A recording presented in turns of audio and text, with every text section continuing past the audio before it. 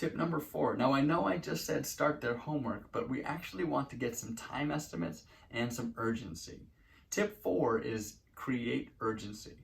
Next to those prioritized, beautiful assignments, the student should then write down in parentheses how much time do they estimate each task will take. We want to get them to create some sense of urgency so that they're not sitting around all evening and wasting away. I always say, especially with ADHD students, we don't want them living in the gray. If they're kind of on Netflix and kind of doing some work and kind of texting, they're not thriving. Our goal, create some time estimates, perhaps use a timer or something to create some urgency, and get them to get their work done, take rewarding breaks, and then finish. But not mix them all together so that they just work until they fall asleep and never seem to get anything across the line. One little bonus tip here, I love the Pomodoro timer. If you look up Pomo Focus on Google, you'll come up with a Pomodoro timer that helps students to work in short spurts and give themselves breaks. And the key here is that both the breaks and the work are timed so that they are deliberate and more black and white. Finally, tip number 5, reflect. No system is perfect and no two students are the same, especially when we're talking about neurodiverse students. It's in the name, people, diverse. So no one strategy is going to work for any two students. What we want to encourage our students do is to reflect.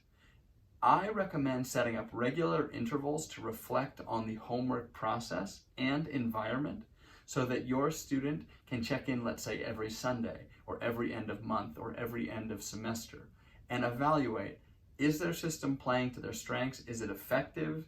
Where might it be improved? And what are other people doing that might be working better? Have them constantly reflect and be metacognitive, and then constantly working on developing a newer and better and more efficient system. And remember, if you're struggling to motivate your learners, just think, the goal is freedom. We're trying to help them do what they have to do well, so that they can do what they want to. Right? So don't forget that. That's always one of the best ways to kind of dangle that carrot. We want to help you do what you have to do as quickly and efficiently and as well as possible so we can give you more time to do what it is you love. Just because I'd like to over-deliver, I want to share with you a bonus tip. Play to your students' strengths. If they know that they love to get up and move around, or that they are a verbal, auditory person, or that they are more of a written and measured person, encourage your student to work within their means, to not only do homework the way that they do best, but to communicate with their teachers so that they can perhaps have their products differentiated. They're going to have a way easier time at home, which means an easier time for you if they're working within their strength areas. So let's help them reflect on their strengths and play to them. I hope that this resource has been helpful for you. If it has, please head on over to Young Scholars Academy and check out other great resources that are created specifically to provide weekly parenting support in raising neurodiverse learners. Additionally, if it is helpful and you see value in this, please share. Caring is sharing. Tell the world about what you learned here today. Thank you so much. Look forward to seeing you in future videos, and keep thriving.